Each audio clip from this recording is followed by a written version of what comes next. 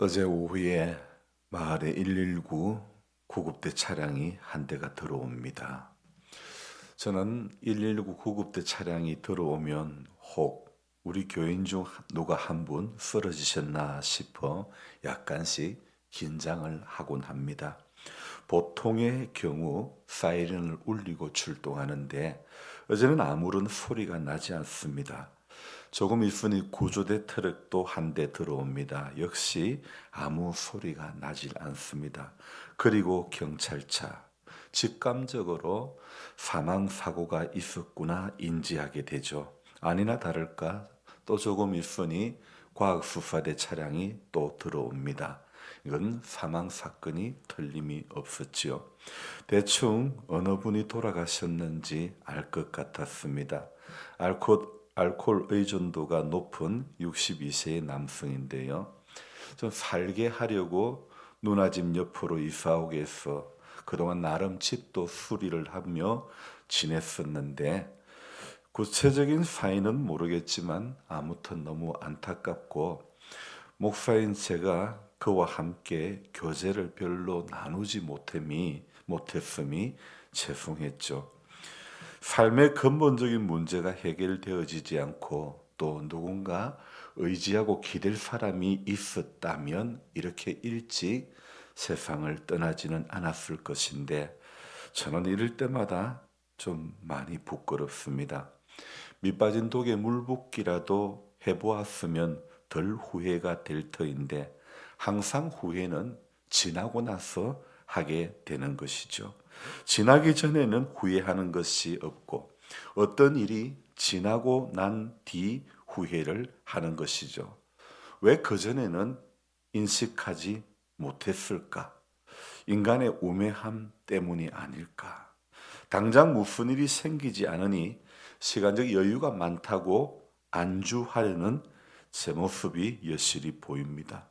여러분, 교회가 구조선이 되어야 하는데 목사와 성도는 구조사가 되어야 하는데 이게 안 되고 관광선이 되어가는 것 같습니다. 마음에 맞는 사람들끼리 또는 적당한 거리를 하면서 자기의 유익을 따라 마치 패키지 여행을 가는 사람들처럼 보입니다. 그리하여 교회는 물에 빠진 사람들을 구조하는 것이 아니라 단지 물과 경치를 즐기려 하는 여행객의 모습이 점점 되어져 가는 것 같습니다. 전하고 기도해 매일 증인되리라. 세상 모든 사람들 듣고 그 사랑 알도록 온 세상 위하여 이 복음 전하리. 저죄인 회개하고서 주 예수 믿으라. 정말 이 찬송 앞에 뜨거움이 없고 부끄러움만 가득해집니다. 한 분 한 분의 삶의 이야기를 더 들어줘야 될 것 같습니다. 기도해드려도 되겠냐고 물으면서 말입니다. 몇 해 전 마을에 총기 사고가 났을 때도 제가 있는 마을에서 안타까운 사고가 발생했다는 사실이 부끄러웠었는데 또 같이 술을 마시던 분들 간에 사망 사고가 난 그때에도 부끄러웠는데 어제 또 이런 사고가 나고 말았으니 참 딱 한마디밖에 말할 게 없습니다. 정신 차리자. 전하고 매일 정인 되리라고 했는데 전하지도 않고 정인도 안 되는 제 모습이 자격 미달, 함량 미달이라고 고발하고 싶습니다. 12시도 안 되어 깬 후에 성경을 읽으면서 또 정신없는 왕들의 이야기가 오늘 또 나오구나 생각했는데 나도 그 정신없는 사람들 중에 하나, 나도 여랑들처럼 오류투성이인 인생임을 또 깨닫습니다. 오늘 본문에는요, 12살의 왕위에 올라가지고 55년 동안 나라를 다스리며 여호와 보시기에 악을 행했던 한 사람을 소개하고 있죠. 1절에 그 내용이 나옵니다. 그의 이름은 므낫세라고 이야기하고 있죠. 이 므낫세 왕은요, 어려웠던 히스기야 왕의 아들이었지만 참 비할 데 없는 사악한 그런 통치자였습니다. 하지만 하나님의 은혜로 마지막에는 회개하게 되는 그런 왕이죠. 자, 12살의 이 아이, 우리 나이로 하면 초등학교 4, 5학년에 해당하는 그런 나이인데 이때 왕위에 올라 55년을 통치했다고 하는데 아버지 히스기야의 헌신과 그 모습을 조금이라도 닮았더라면, 그래서 그 긴 세월 동안 선한 역사를 써갔던 왕이라면 얼마나 좋았을까. 하지만 므낫세는 유다를 극심한 우상 숭배와 도덕적 타락의 시대로 이끌었던 그런 왕이었죠. 2절부터 9절까지의 므낫세의 그러한 행적들이 쭉 기록이 되어 있는데요. 먼저 2절을 보면요. 므낫세가 어떤 일을 행합니까? 이방 사람들의 가증한 일을 본받아. 그리고 3절에서는요. 헐어버린 산당을 다시 세우며, 누가요? 아버지가 헐어버린 산당을 다시 세우며, 그리고 또 뭐가 나옵니까? 바알들의 제단을 쌓으며 아세라 목상을 만들며 모든 이를 성신을 경배하여 섬기고, 그리고 4절에서는요 여호와의 전에 제단을 쌓고, 5절에는요 이를 성신을 위하여 여호와의 전 두 마당에 제단들을 쌓고, 6절에는요 흰놈의 아들 골짜기에서 그의 아들들을 불 가운데로 지나가게 하며 또 점치며 사술과 요술을 행하며 신접한 자와 박수를 신임하여 여호와 보시기에 악을 많이 행하여 여호와를 진노하게 하셨으니, 한마디로 주술, 점술, 영매들, 아주 하나님 보시기에 너무도 잔혹한 왕이었죠. 참 최근에 우리나라에도 이런 분이 있었죠. 므낫세는요 자신의 지위를 이용하여 유다 전역의 우상 숭배를 강요하고 백성들을 거릇된 길로 인도하고 부패와 부도덕의 환경을 조장했었던 그런 인물입니다. 아버지 히스기야의 통치와는 완전히 다른, 나라 전체를 도덕적으로 어둠에 빠뜨렸던 그런 인물이죠. 그래서 므낫세는요 유다에서 가장 악한 왕이었다는 거죠. 선한 아버지 밑에서 이렇게 악한 왕이 나올 수 있는 것입니까? 아버지 히스기야의 개혁을 거부하고 악한 할아버지 아하스를 본받습니다. 바알과 아세라 숭배 관행을 다시 제정합니다. 그리고 아버지가 파괴한 이단, 이교 제단을 재건을 합니다. 하나님의 뜻은 이 제단들을 파괴하는 것인데 므낫세는 재건하고 복원하는 겁니다.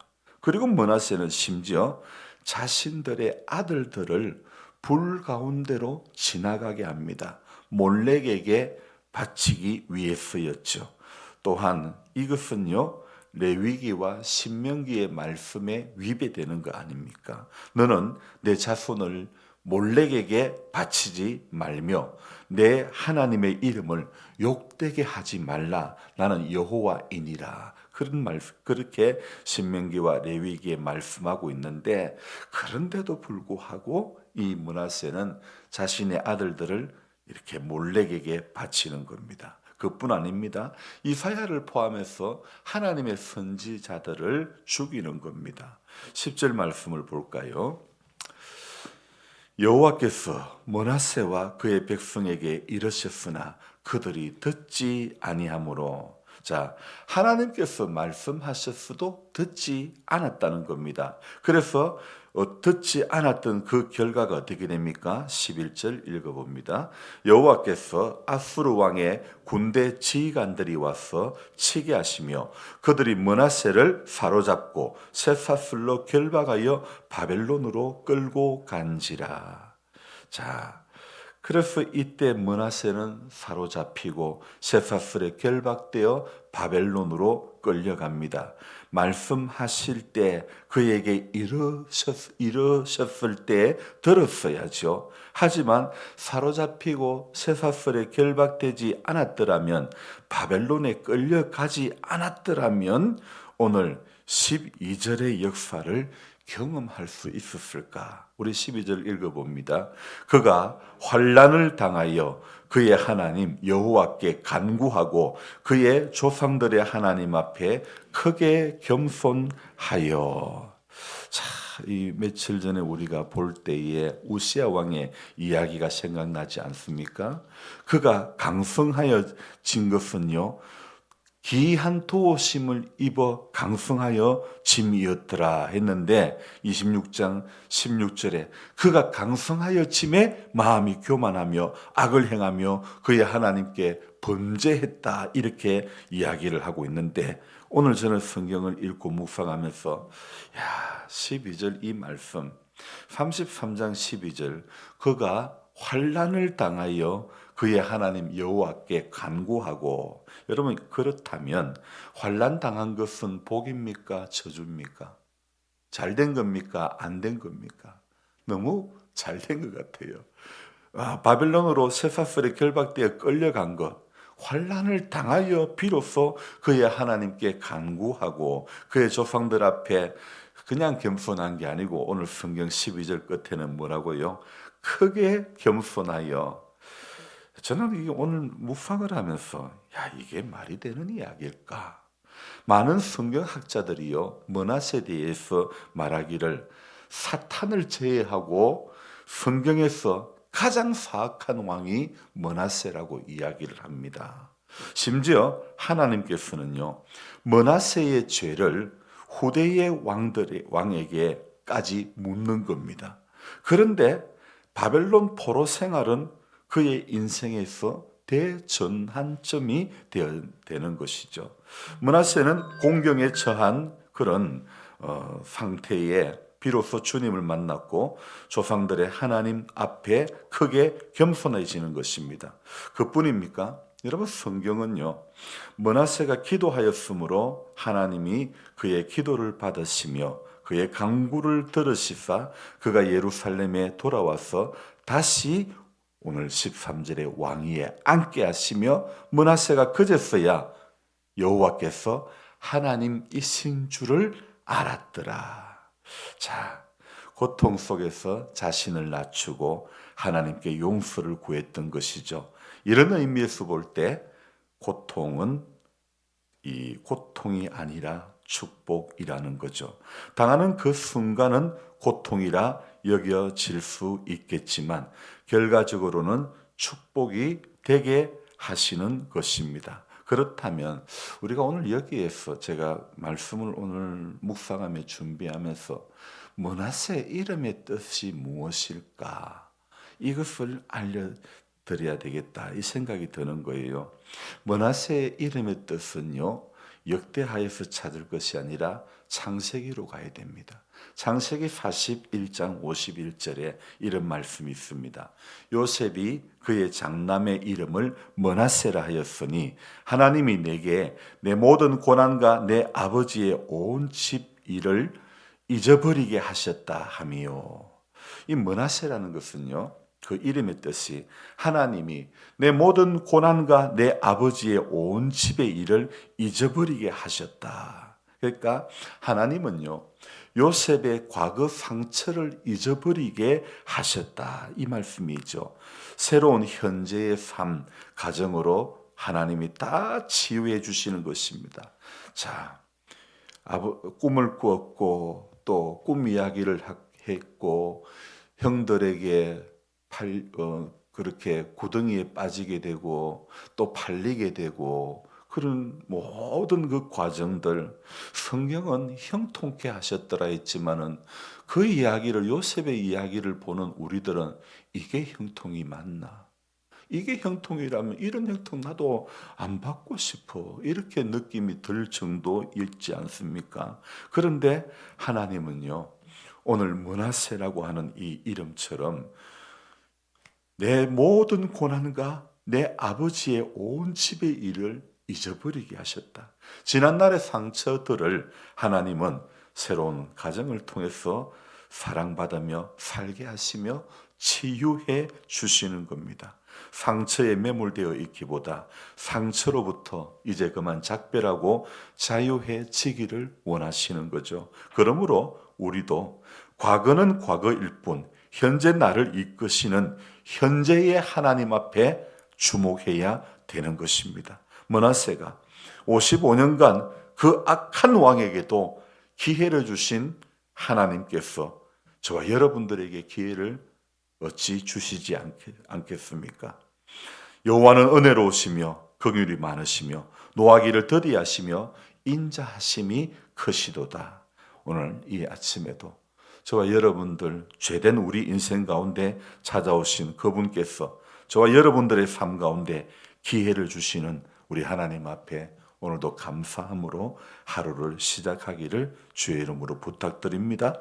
우시아의 길처럼 기이한 도우심을 입어 강성해졌지만 강성해져서 마음이 교만의 길을 걸어갔던 것을 우리는 보면서 또 55년 이 악한 사악한 사탄을 제외하고는 성경에서 이렇게 악한 왕이 없다 할 정도의 므낫세였지만 환난을 당하여 그의 하나님 여호와께 간구하고 그의 조상들의 하나님 앞에 크게 겸손했다는 것, 오늘 우리가 본받아야 할 모습이라고 생각되어집니다. 돌이켜야 될 모습이라고 생각되어집니다. 그래서 정말 이 4월 끝자락에 하나님 앞에 주시는 이 말씀처럼 저와 여러분들이 된 줄로 생각하지 말고 겸손, 또 겸손의 그런 모습으로 하루하루를 살아갈 수 있기를 주의 이름으로 부탁드립니다. 기도하겠습니다. 좋으신 하나님 아버지 고맙고 감사를 드립니다. 하나님의 선한 손길을 오늘도 바라보며 참 므낫세 그 악한 왕이 어떻게 기도하는 사람으로 회개하고 돌이킬 수 있었을까? 우리 하나님께서 그렇게 므낫세와 그의 백성들에게 이르셨으나 듣지 않았던 그 왕이 므낫세가 쇠사슬에 묶여 바벨론으로 끌려갔었을 때에 환난을 당해서 그가 하나님 앞에 기도하는 사람이 되었고 조상들의 하나님 앞에 크게 겸손했다는 것, 비로소 므낫세가 여호와께서 하나님이신 줄을 알았더라. 성경은 이렇게 이야기하고 있습니다. 주님, 늦게라도 돌이키고 늦게라도 회개하는 것이 마땅한데 하나님, 인생의 끝자락에서 하나님 죄의 길에 서지 않기를 원합니다. 하나님 앞에 선을 행하며 선한 역사에 붙들림 바 되어서 그렇게 하나님 앞에 자리매김하다가 주님 부르실 때에 기쁨으로 주를 맞이할 수 있는 우리가 되도록 이 땅에서의 짧은 인생의 연수 가운데서 환난을 당하지만 그 환난이 고통을 당하지만 그 고통이 나를 돌이키게 하고 나를 겸손하게 하기 위한 고통이라면 기꺼이 달게 받을 수 있는 우리가 되기를 원합니다. 아버지 하나님, 4월의 끝자락과 5월을 시작하는 그런 한 주간입니다. 하나님, 매듭 잘 짓고 마디 잘 맺었어. 하나님, 또 새롭게 한마디 아름답게 시작할 수 있는 우리 모두가 되도록 주님 도와주옵소서. 한 주간 삶의 자리에 나가서 또 일을 하게 될 때에 우리 이용료 집사님, 주님 연약한 척추를 붙잡아 주시고 하나님께서 그 마디마디마다 새 힘을 더해 주시기를 원합니다. 우리 윤 집사님 또 일하는 현장마다 안전함으로 인도해 주시고 감사함으로 하루하루를 주님 감당할 수 있도록 세상 속에 파송된 아름다운 선교사의 길을 걸어가도록 도와주옵소서. 우리 남 집사님 또한 하나님의 선한 손길이 함께 해 주셔서 마을에 이런 어려운 일이 당하지 않도록 우리 교회가 정말 무엇을 해야 될지 우리가 힘을 맞대어서 교회의 존재 이유를 같이 고민하면서 주님 감당해 나갈 수 있는 우리 남집사님, 우리 한 분 한 분의 성도들이 다 될 수 있도록 도와주옵소서. 오늘 하루도 주와 동행하게 해 주시기를 원하옵고 존귀하신 예수님의 이름으로 기도드리옵나이다. 아멘. 간절한 마음으로 주여 부르고 기도합니다. 주여, 주여.